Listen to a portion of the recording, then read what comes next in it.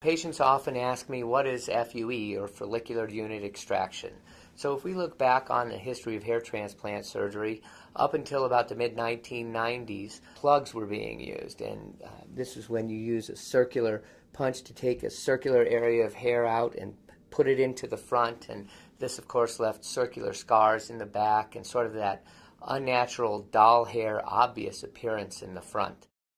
Well, then came along FUT, or follicular unit transplantation, and this involved taking a big strip of hair out of the back of the head to harvest the hairs from, and then that incision was closed with either staples or sutures, and it left a big scar in the back of the head, which meant that patients weren't able to wear their hair short.